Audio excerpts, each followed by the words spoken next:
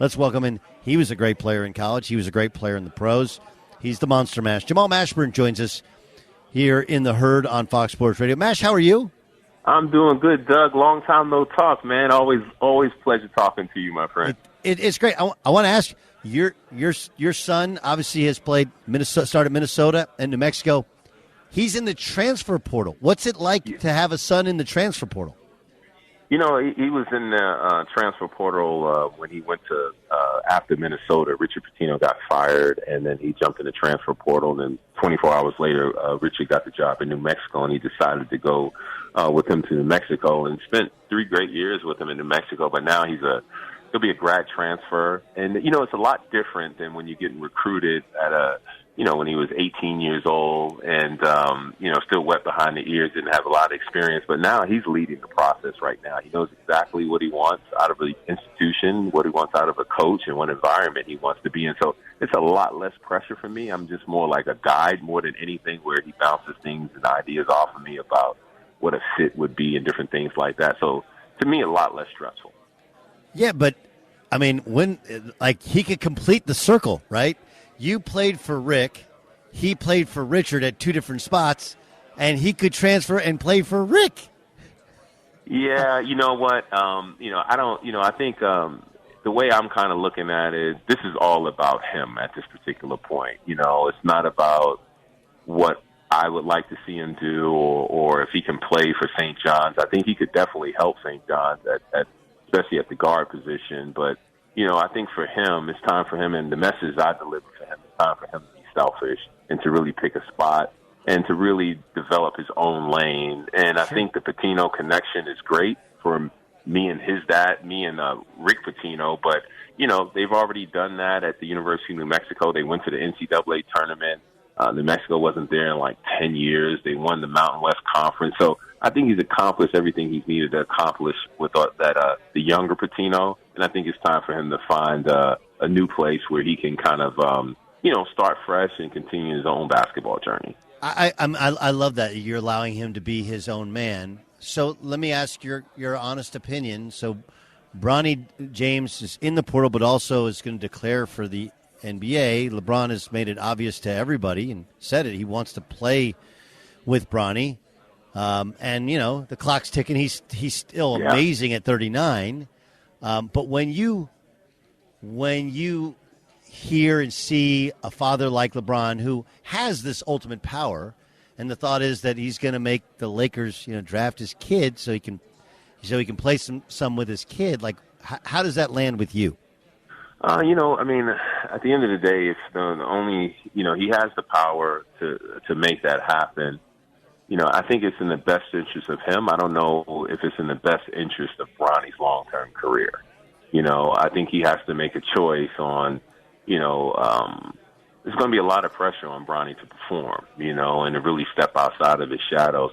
I tend to, I'm not playing now anymore. My name still resonates pretty loudly as far as in the basketball circles, but I want my son to be his own individual and carve out his own path, because there's something to be said about him having complete ownership of his journey, and making decisions, being able to fail, being able to succeed on his own terms and own choices. So I just would be cautious if I'm, LeBron. Obviously, he knows a lot more about his son and his abilities and what his capacity is for basketball. I think he's going to be an outstanding basketball player at the professional level just by all the things that he can do. Bronny can, as far as being a complete player. But if there's this expectation for him to be something similar to his dad, I think that's sending the wrong message. And I think at some point, LeBron James will move forward and move out of the game. And now Bronny's in the NBA, what's his identity? It has to be tied to Bronny, not LeBron, So I think you have to tread cautiously and lightly and just make sure that he has a clear understanding of how to be a professional, which he does because he's been around his father for a long period of time. So I just think he has to be cautious and let him really define and figure out what his career looks like. That means Bronny's career is going to look like, and let him kind of take the lead with the father's support and assistance. But, if he gets drafted by the Lakers, I mean, that's a heck of a way to start a professional basketball career, I would say. Yes, it is. The Monster Mash, Jamal Mashburn joining us here in the Herd on Fox Sports Radio, the iHeartRadio app. I want to get into a couple other things, but I do have to ask, this is the era of NIL, right, where we're giving kids money, and it's supposed to be for name, image, and likeness, but it's morphed into just paying for kids to come play. Now, you played at Kentucky, and you used both the stardom of your college career and the stardom of your pro career to springboard you professionally. And I know you don't like to brag about it, but there's you and Junior Bridgman are the guys that everybody says, like, man, they are killing it in owning Lexus dealerships and Papa John's and franchises and all you things you've done in the real world and made real money off of your name, image, and likeness, and all off of your money. How do you feel about how we're handling the NIL era in college athletics? Yeah, that's a great question. My son went to the University of New Mexico, as I mentioned earlier, and he didn't take NIL money his second year. The offer was on the table, and he made that decision himself. And I asked him why. He was like, "Dad, it's more of a distraction than anything, and I don't need the money as well." So he didn't accept it from the collective. So, there are certain kids that probably need the money and for family situations and different things like that, and also because the peers are also receiving money as well. The one thing that I always caution kids about is, when you start dealing in that particular name, image, and likeness is that, make sure you take care of your taxes. Pay your taxes and different things like that. And the other thing that I also share with my son is that, there's something to be said about delayed gratification. NIL is great, but, for the now, but how does that help you in the future? Does it you can take money now, but does that delay you in getting better as a basketball player, distract you getting the basketball player to reaching your ultimate goal of being a professional basketball player? So I think there can be some rules and regulations around it. I don't know what those are, but let's be quite honest. I think the NIL is probably a big issue, but to couple it with the transfer portal, that makes it even bigger.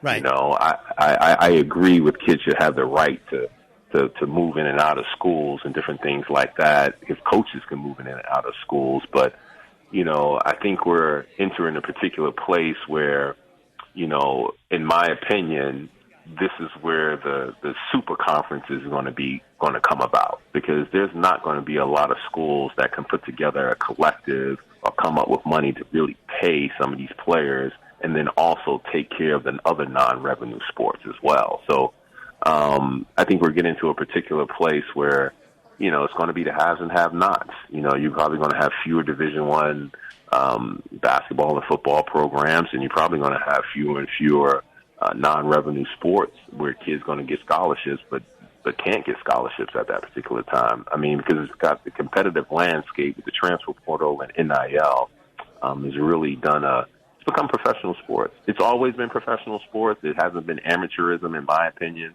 It's just a different version of professional sport.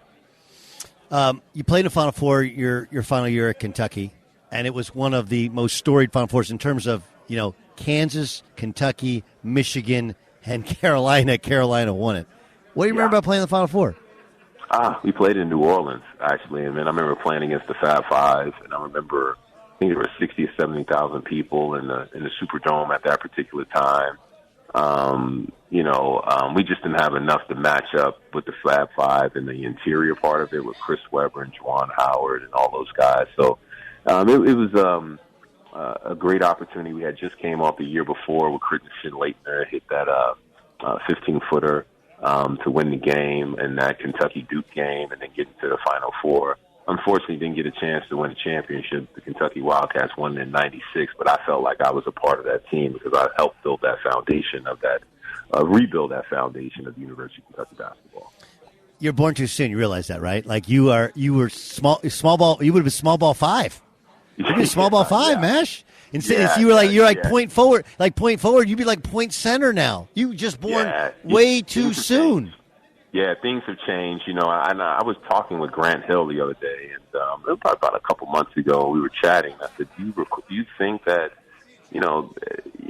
me, you, Penny Hardaway? I mean, you take Scottie Pippen to a degree, where you started having the small forward initiate offense, rebound, and running different things like that. So, and Rodney Rogers was in that category as well. So, we introduced, bigger guys handling the ball, being able to make plays, get it off the glass, and didn't have to kick it to a point guard. We can actually initiate offense.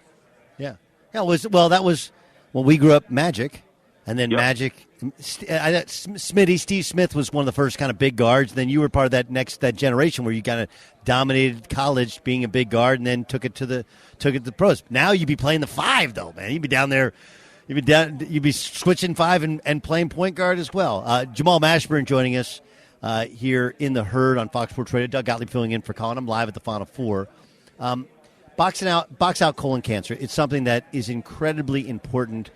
To you and to your family. I know your mom Helen was diagnosed with colon cancer at the peak of your basketball career. Tell me about Box Out Colon Cancer. Yeah, I teamed up with Exact Sciences and the Blue Hat Foundation to challenge everyone 45 and older to get screened for colon cancer. And as you mentioned, my mom dealt with colon cancer in 2001 when I became an NBA All-Star. So on the court, I was living my dream of being an all-star at the NBA level. And then my mom, who is, I'm an only child, and she's dealing with colon cancer, and she didn't want to tell me. Went up to New York during the season and saw her. My mom was 5'11", can carry 200 pounds, and when I saw her, she was still 5'11", but she was 110 pounds. And I wish we would have knew about screening back then, because we probably wouldn't have to deal with some of the healthcare obstacles that we had to deal with at that particular time. And, it's something that's near and dear to my heart. If people want to find out a little bit more about Box Out, go to boxoutcoloncancer.com to get more information. But, here to share a platform and something that I experienced, that not only as the person that was a support person, but also how did that had to deal with my mom and what she was dealing with. I had to be the cheerleader. I had to be the coach. I had to be everything. All the things that she was for me, I had to be with her in her time of need. So it was very difficult, and I encourage people 45 and older to get the screen for colon cancer. Last thing, Mash, I want to work back to, we're talking about athletes. If you were going to talk to one of these guys about how you have unbelievable financial wherewithal, like your understanding of it. How do you, if you have a family that doesn't come from money and you don't, what would the advice be to tell somebody, hey, here's who you talk to, here's how you start the process of having an understanding of how it actually works in terms of protecting your money, paying your taxes, and then making more money off of it? Yeah, one thing that I grew up in Harlem, and I grew up in the projects of Harlem, so I didn't have a lot of financial literacy at my fingertips. But my mother, she was a bookkeeper for the New York City Housing Authority, so she taught me about, balancing books and different things like that at an early age. But she also really taught me about responsibility and accountability, and also having a vision of what you want to be in the future. So I often, when I chat with young folks, is, I first tell them and ask them, okay, what do you want your life to look at 45 and 50 years old? What do you want to look like? Do you want to look at it the same as now? What is it? What do you want to look at? Do you want to go back to where you were, or do you want to move forward financially? So that's the first thing that I often chat with young people about is, let's start with the vision of what you want it to look like, and let's work our way there. And along that way, find good people who want to not just be a service provider, but also want to share the information and teach you the information.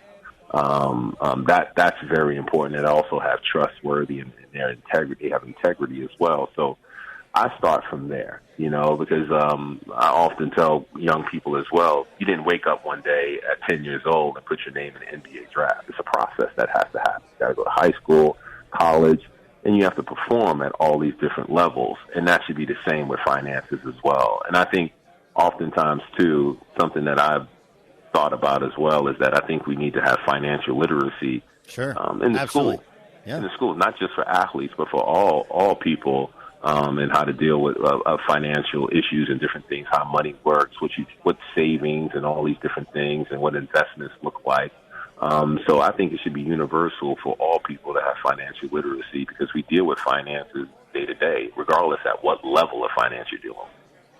He's the one and only Monster Mash, Jamal Mashburn. Mash, I always learn something every time we talk. I really appreciate you joining us, and on behalf of Box Out Colon Cancer. Thanks a lot, Doug. Always appreciate the conversation.